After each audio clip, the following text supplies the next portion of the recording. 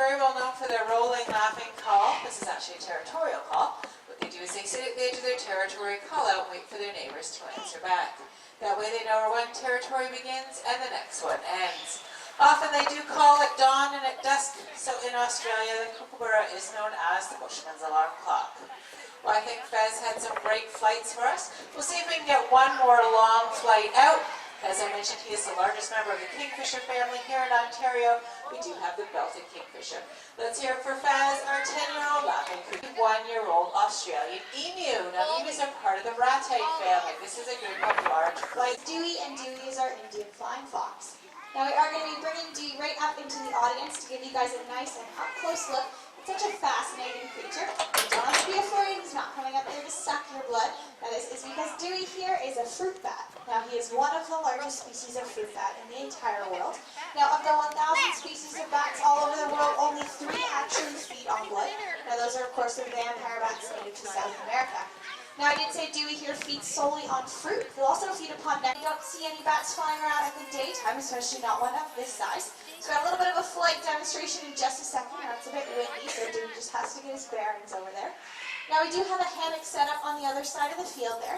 Now these mammals actually live within trees and not within caves. So that hammock makes it a perfect crash landing for him, as they will crash land into the trees in which they... Only the males are called peacocks, the females are called peahens, and the babies are of course peachicks.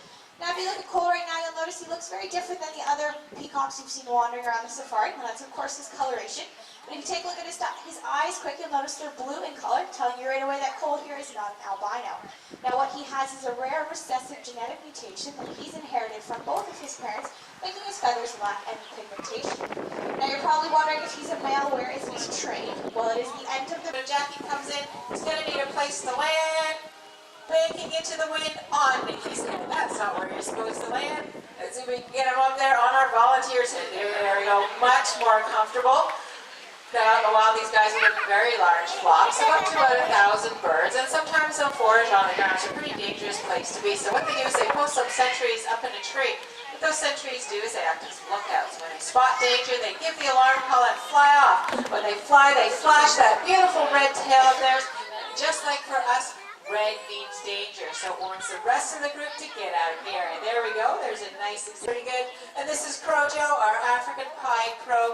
He's going to come clean it up for us. Often you do see crows at the side of the road picking at things that have been hit by cars. This doesn't look too pleasant, but it actually does our environment a great service by cleaning up any bacteria and diseases that are spread by these rotted carcasses.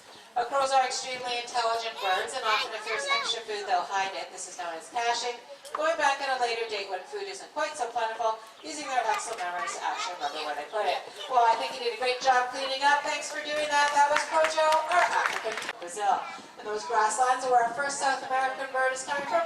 Up on the right-hand side, we have Pablo, and Pablo is our red-legged Seriama.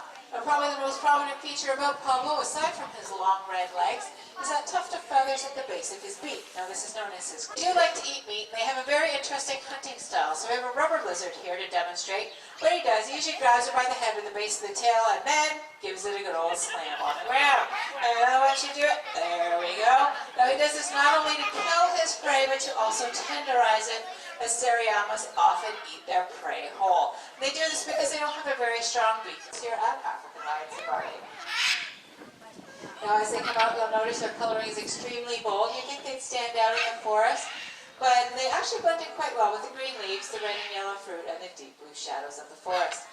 First off, on the right-hand side, we have Sarge. He's a military macaw. And next off, Stone Never's Beak, we have Cagney. Cagney is our blue and gold. Now, because they are so brightly colored, it only makes sense that they too can see in color. We have another little game we'd like to show to you, but we're going to need the help of one more volunteer. All right, how about you in the blue jacket? Do you want to come on down here?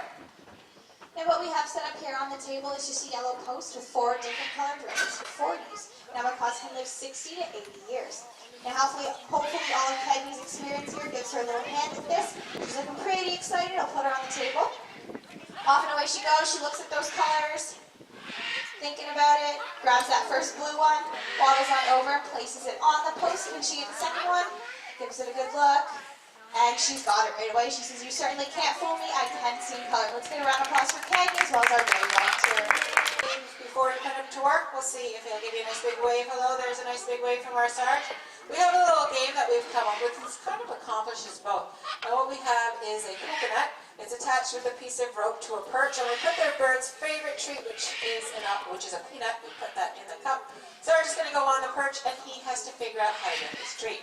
Now he spots it down there. What he likes to do is he'll fireman slide down the pole, a very controlled slide using his beak just like a third foot. Stops at the level of the coconut, reaches on it, and he's got his treat. Good job. Oh, look! Somebody applauded. Someone did applaud. That was. Now, just like us, our birds here are individuals, and Keggy here's figured out a little bit of a different method. And I'm not sure if she's a bit wiser. Don't tell Sergeant I said that. Or a little bit lazier, but she says, why would I waste all of my energy sliding down that post? That's ridiculous. I'm going to hoist my treat up to me. Now, the hardest part for Keggy here is holding onto that coconut cup perfectly right and reaching her large macaw head in. But she's three voices.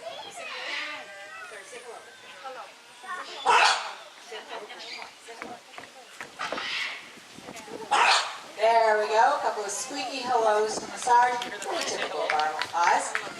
Now we have found some of the best talkers in front of an audience are the Amazons, and over here we have Fernando, our yellow-naped Amazon parrot. Hopefully he has a few things to say to everybody. Hello! Very sweet hello from Fernando. And he usually likes to follow that up with a question. Looks like everybody's doing to a lab and they look at the DNA. But Fernando, he likes to give it away because he has something he says to a pretty female.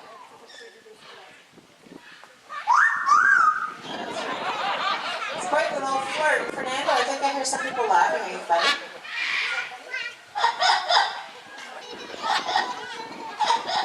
Gets a little chuckle out of himself sometimes. Now we found our parrots are very... Oh! There we go, big wave from our little Fernando. Betty, thank you very much for taking us on, for coming on this journey around the world with us. Just a friendly reminder, there will be a birds of prey flying demonstration starting in about 10 minutes just over at the Conservation Center. We will be bringing a few of our birds up to the front if you'd like to get a nice close-up.